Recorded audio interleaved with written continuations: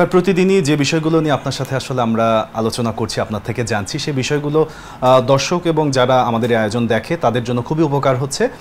তবে একটা বিষয় আপনার কাছ থেকে জানতে চাই যে মানুষ যে কোনো সমস্যার প্রাথমিক একটা কিছু চিন্তা করতে হয় তাদেরকে, যে হুট করে এটা হলো তাৎক্ষণিকভাবে কি করব। যেমন আমরা যদি ধরি যে ঘাড় লক হয়ে গেল, সেক্ষেত্রে তাৎক্ষণিক কি করব? ঘাড় লক যদি হঠাৎ করে কারো হয় এক, আর অনেকের আছে বারবার হয় দুই। মানে আমরা যদি বলি একটা হচ্ছে অ্যাকিউট কেস আর একটা হচ্ছে ক্রনিক কেস। তো ক্রনিক কেসের কথা যদি আমি আগে বলি, যে বারবার যদি ঘাড় লক হয়ে যায়, ফিক্সড হয়ে যায়, তাহলে আপনার রুগীকে বুঝতে হবে যে ওনার কোনো দীর্ঘমেয়াদী কোনো সমস্যা তৈরি হয়েছে। ওনাকে অবশ্যই কোনো চিকিৎসকের, যারা আমাদের মতো ফিজিওথেরাপি, পুনর্বাসন বা রিহ্যাবিলিটেশন, ব্যথা বেদনা নিয়ে কাজ করে, এই জাতীয় চিকিৎসকের শরণাপন্ন হতে হবে। সেই ক্ষেত্রে ডাক্তার সাহেব ডায়াগনোসিস করে উনি ট্রিটমেন্ট দিবে। আর যদি অ্যাকিউটলি হয়, হঠাৎ করে, এটা কমনলি হয়, সাধারণত হয় দেখবেন খেলতে গেলে, কোনো একটা আড্ডা দিতে গিয়ে হঠাৎ করে হতে পারে, এবং রাতে ঘুমানোর পর সকালবেলা হতে পারে। সকালে ঘুম থেকে উঠে ঘাড় একটা বাঁকা নিয়ে ঘুরতেছে, ব্যথা বেদনা বা নাড়াইতে কষ্ট হয়, এটা কমন, প্রায় আমরা পাই। আর মূল কারণটা হচ্ছে ব্যাড পশ্চার, মানে ভুলভাবে শোয়া বা ভুলভাবে বসা বা ভুলভাবে খেলতে যাওয়া বা ভুলভাবে এটা হওয়া। তো এই ভুলের মাসুল তেমন দিতে হয় না যদি আমরা কিছু স্পেসিফিক এক্সারসাইজ বলি, যেমন ঘাড়ের কিছু স্ট্রেসিং টাইপের এক্সারসাইজ। স্ট্রেসিং এক্সারসাইজ যদি রোগী না পারে, ইন্টারনেটে নেক স্ট্রেসিং এক্সারসাইজ দিলে পেয়ে যাবে। অথবা প্রাইমারিলি রোগী ব্যথানাশক কোনো ক্রিম, এটা যে কোনো দোকানে কিনতে পাওয়া যায়, ব্যথানাশক আইবুপ্রোফেন হতে পারে, ডাইক্লোফেনাক হতে পারে, বা নেপ্রোক্সেন জেল বা মিক্সড জেল বা ক্রিম, ব্যথানাশক লাগিয়ে 2 বেলা 3 বেলা লাগিয়ে গরম সেক দিতে পারে, বালিশটা কারেকশন করা, এবং কিছু স্ট্যাটিক টাইপের এক্সারসাইজ আছে, সেগুলো করলেই মোটামুটি রোগী ঠিক হয়ে যায়। এবং পর্যাপ্ত একটু পানি খেতে হয়। যদি ঘুমের সমস্যা থাকে, একটু ঘুমের অ্যানজিওলাইটিক বা 2-1টা ঘুমের ট্যাবলেট ডাক্তার পরামর্শ অনুযায়ী সে নিতে পারে। এবং এটা অ্যাকিউট ক্ষেত্রে আমরা এক্সারসাইজ এবং কিছু টেকনিক আছে যেগুলো আমরা কিন্তু খুব দ্রুতই রোগীর লকটা চলে যায়। কিন্তু মোস্ট অফ দ্য ঘাড়ের আমরা যে রোগীগুলো পাই ঘাড় লক, সেটা হচ্ছে ক্রনিক কেস।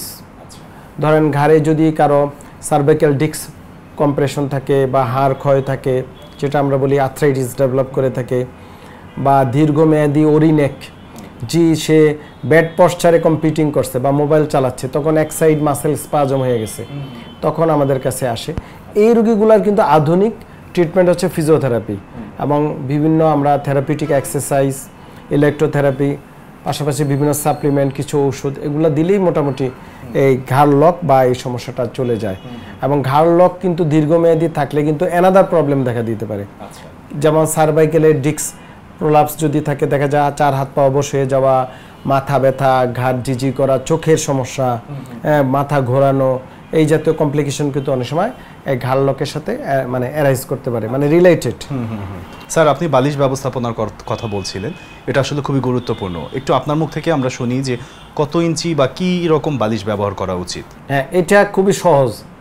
মানে আমরা অনেক সময় বালিশে আমরা সার্ভাইকেল পিলো দেই, বলি ডাক্তার বা রুগীরা বলে স্যার আমি তো ডাক্তারি বালিশ ব্যবহার করি, খুব অহংকারের সাথে গর্বের সাথে বলে যে আমি ডাক্তারি বালিশ ব্যবহার করি।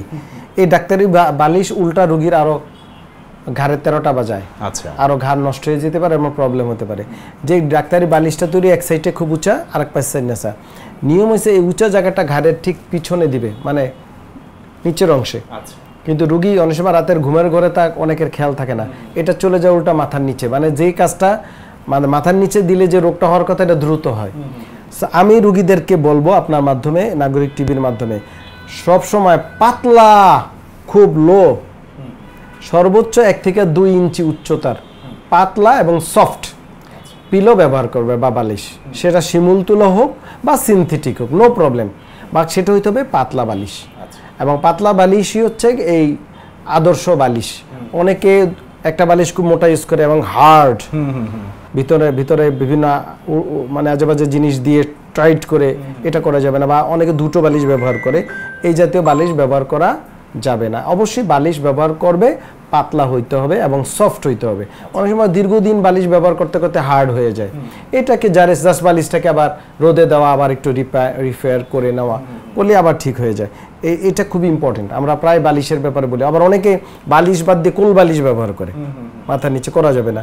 অনেকে আবার দেখা যায় খাটের রেলিং থাকে না, রেলিং এর উপরে শুয়ে সে ঘুমাচ্ছে, তখন এই মানে ঘাড়ের বিভিন্ন লক বা এই জাতীয় দীর্ঘমেয়াদী প্রবলেম দেখা দিতে পারে। তার মানে শুধু আরামের দিকটাই চিন্তা করা যাবে না, স্বাস্থ্যকর বিষয়টাও আমাদেরকে খেয়াল রাখতে হবে। অনেক কিছু জানলাম স্যার বিষয় সংশ্লিষ্ট, ধন্যবাদ। আপনাকে অনেক ধন্যবাদ। নাগরিক টেলিভিশনকে অসংখ্য ধন্যবাদ।